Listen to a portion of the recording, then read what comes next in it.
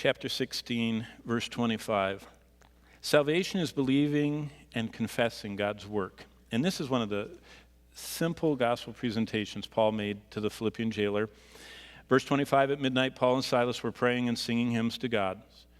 What were they doing? They were praying, verse 25, and singing hymns. And look what it says.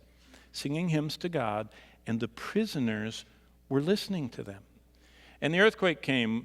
And verse 27, the keeper of the prison, awaking from sleep, seeing the prison doors open. Do you understand? This was his house. And all of a sudden, he gets knocked out of bed, and he looks down, and he sees the prison doors open, verse 27. He thought the prisoners had fled. He drew his sword. Was he about to kill himself? In verse 28, Paul cried with a loud voice. See, Paul's in his house. And it wasn't just the prisoners, I think, that were listening to Paul. This jailer was amazed. This guy didn't spit and curse at him while he got the beating.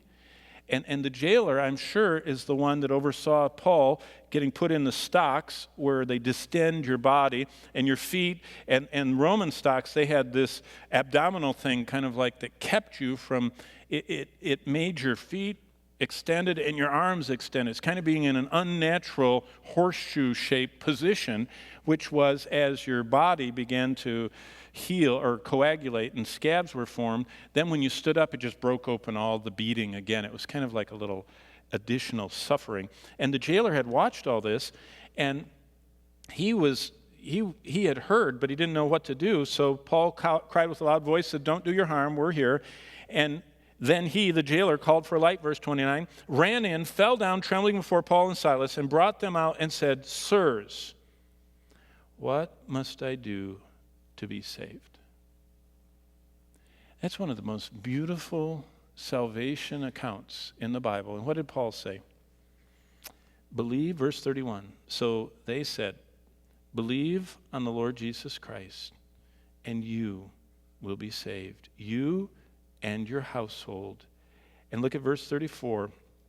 It says, and he rejoiced, the end of verse 34, having believed in God with all his household. What did they believe? Well, they declared at their baptism, Paul baptized them. They believed that Christ gave them a heart that's new. That jailer said, Christ gave me a new heart. Can you imagine the testimony service at the Philippi church? They say, anybody have a testimony? And this big Roman, sword-toting magistrate gets up, this jailer. He said, I was laying in bed. I had these crazies in my basement. They were singing. And I had beaten them within a thread of life. And an earthquake came. And I was going to commit suicide. And I ran in and saw them, and I slid at their feet, and I said, how can I be saved?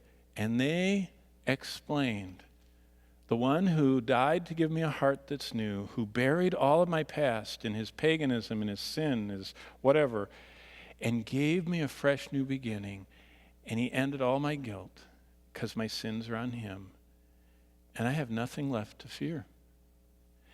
Can you imagine the jolt that went through that congregation as they saw the miracle of salvation, a pagan who came to Christ?